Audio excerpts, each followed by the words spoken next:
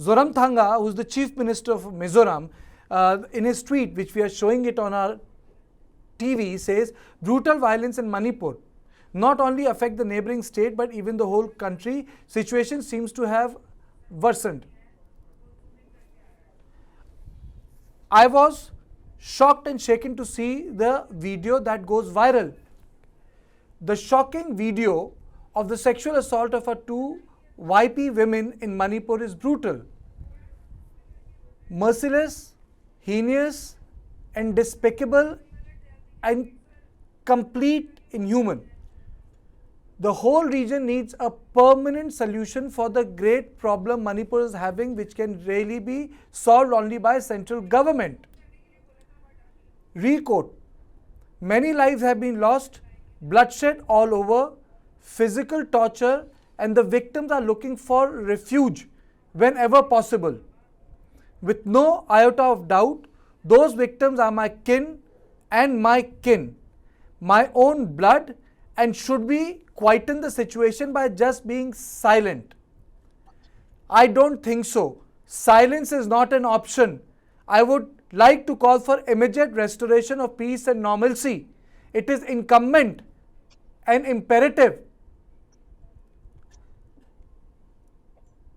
upon Manipur government and central government to look for immediate ways to restore peace. Therefore, I urge Manipur Chief Minister Biren Singh, Honorable Prime Minister of India Narendra Modi ji, to take immediate action to bring perpetrators to justice. Silence is not your option. This is Zoramthanga Prasanjit ji, which means that this is having an impact outside Manipur. Yes, he is very, very right, Kartikeya ji. Yes, if you can hear me. Yes, I can hear you. Yeah. So Pu Zoramthanga, as we call him, is a veteran politician of Mizoram, and he knows Northeast like most of us would know, or maybe more than us because of his experience. So what he has stated is absolutely prophetic, that this actually engulfs all of us, the other northeastern states. If such a thing can happen in one of the states, the dark clouds that emanate in a corner of our mind is that, it can just flare up, it can repeat itself if it is not permanently erased and effaced by a corrective action, which is possible legally by bringing people who are responsible as perpetrators to book.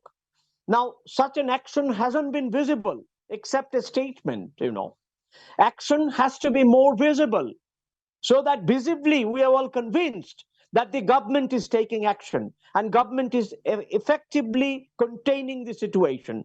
That kind of an effect, which is a positive effect, hasn't happened. Instead, everyone is horrified and everyone is shivering at the insensitive act, the cowardly, heinous act that has rattled our conscience. So everyone has started speaking up outside the Northeast and inside the Northeast. And therefore, a moment has come that all these voices, what we are speaking up, people have to be now synchronized into proper action, direct action to nab the culprits, to secure the victims, to give them back, to restore back their dignity, which is the most important thing. If the victims can be restored, the lost humanity, the lost sense of dignity, by way of healing, by way of giving them reparation, by way of resettlement, rehabilitation, and all kinds of support that they require at this point of time, I'm not very sure that that is happening.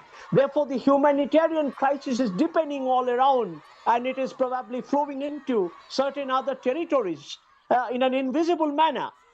So the kind of scar, the kind of injury, the sense of being humiliated that is going on at this point of time actually triggers a different kind of a process, a kind of a retaliation, revenge.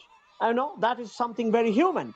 Now this is something, that kind of an act of violence and counter-violence is a antithesis of a democratic governance and its practices. But right now, we are with the thesis and the antithesis, violence and counter-violence, rape and counter-rape, mayhem and counter-mayhem, and then stereotyping each other into the name of the community.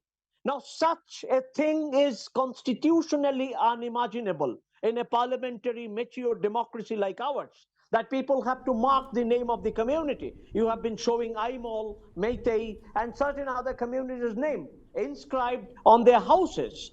Now, this doesn't bring any sense of security.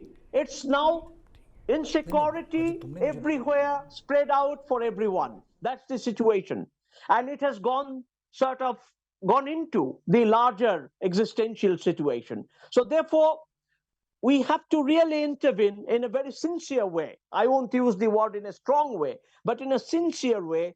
We have to identify areas of violence where people are being mobilized, and we have to keep our ears on the ground so that we can see and hear when violence is being built up, and accordingly, a correct strategy of containment can be devised.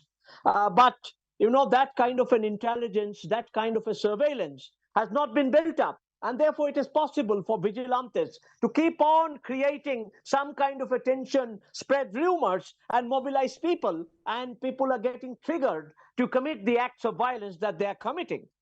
So the situation requires a radical change. And to do so, probably now time has come